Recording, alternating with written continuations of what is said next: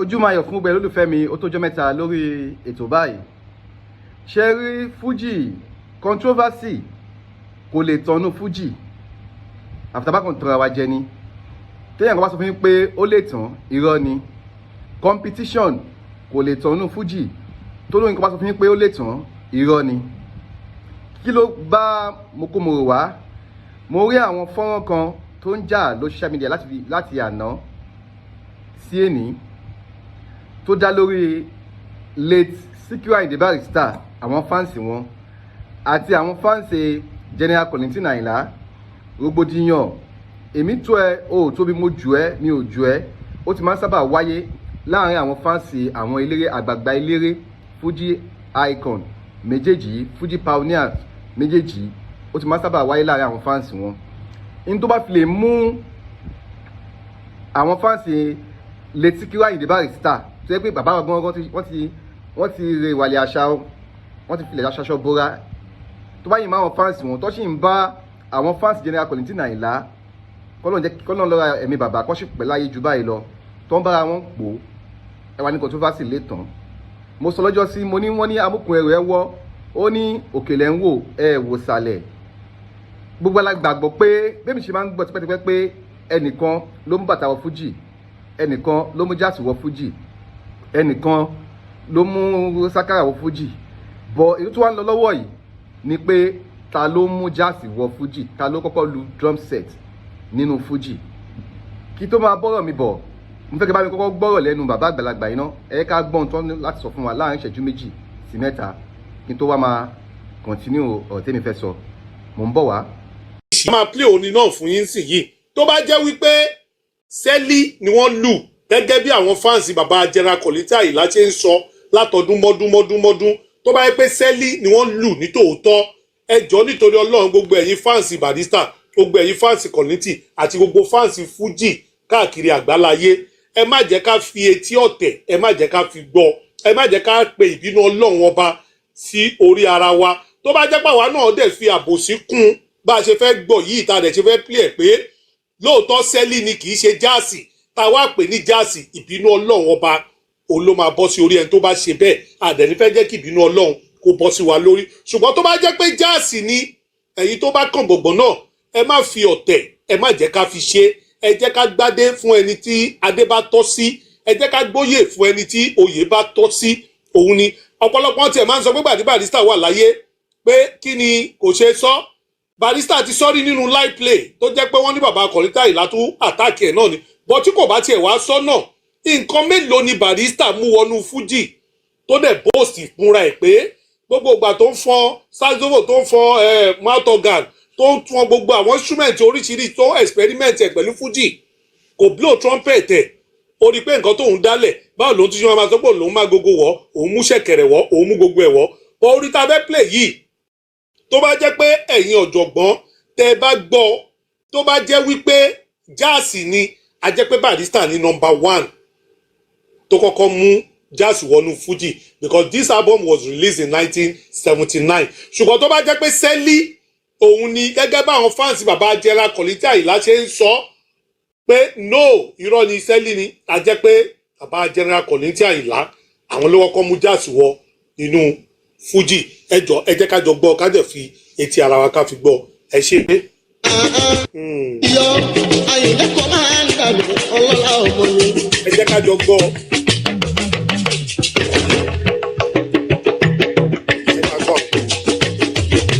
Hello ladies and gentlemen, I'm now giving you a Afro Fuji sound. Are you ready? Yes. Are you ready? Yes. Ohun tó dùn mí rí máa sọ o. Àbìtì kábìtì lọ́rọ̀ aráyé. Ohun tó dùn mí rí máa sọ o. Àbìtì kábìtì lọ́rọ̀ aráyé. Àwọn kan pé Fuji ní local sound. Àbìtì kábìtì lọ́rọ̀ aráyé. Kí ló ń jẹ́ locality? Àbìtì kábìtì lọ́rọ̀ aráyé. Ẹ káàbọ̀ padà. Ṣé ẹ gbọ́ nǹkan tí bàbá yẹn sọ? ẹ dẹ̀ gbọ́ orin tí Barrister tí wọ́n play nínú fídíò tí bàbá yẹn play fún wa. Ṣé jazz lẹ gbọ́ nù ẹ̀ àbí nǹkan mi èmi ò lè sọ, ẹ̀yin náà lè máa bá drop a comment section.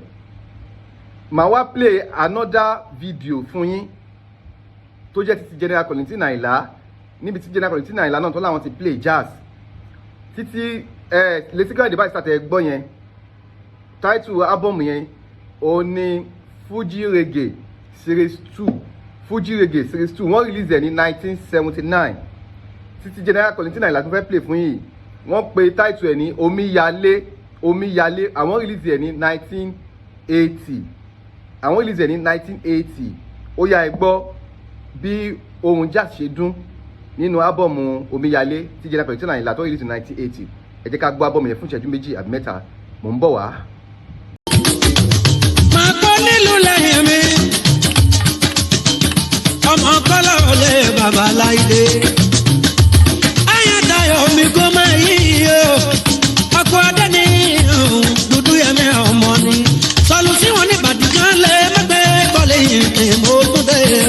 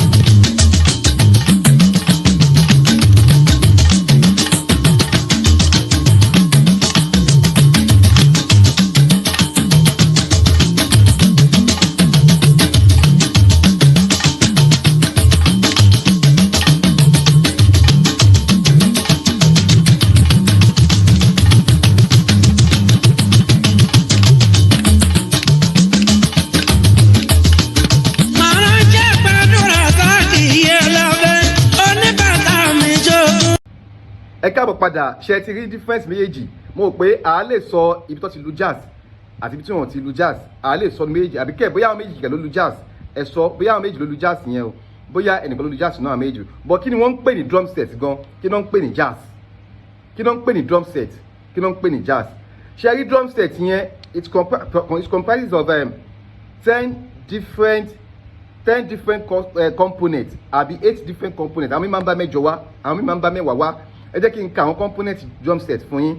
Àkọ́kọ́ nù ẹ̀ ní snare drum, ẹ̀kejì ní cymbal, ẹ̀kẹta tom drum, ẹ̀kẹrin bass drum, ẹ̀karùn crash cymbal, ẹ̀kẹfà hi-hat, ẹ̀keje ride cymbal, ẹ̀kẹjọ drum throne, ẹ̀kẹsàn floor tom, ẹ̀kẹwàá kick drum. Mẹ́wẹ̀ẹ̀wá ni mo ti dárúkọ fún yín yẹn, ìmí máa ń jẹ́ mẹ́jọ. Picture bí drum set ṣe máa ń rí, full drum set òun lẹ̀ ń wò lójú screen mi, full drum set bó ṣe máa ń rí nìyẹn. so ibi tó ti lu full drum set nínú àwọn record méjì tí mo play yẹn ṣé ti Barrister ni àbí ti Kollington ni ìbílẹ̀ ti rí tó ti play full drum set tẹ́bà lè dàmọ̀ yàtọ̀ ẹ tún wá wo fídíò tí mo fẹ́ play fún yín ẹni yìí drum set ni òyìnbó yìí ń play bí full drum set ẹ gbọ́ bó ṣe ń dún ẹ tún wo eléyìí náà.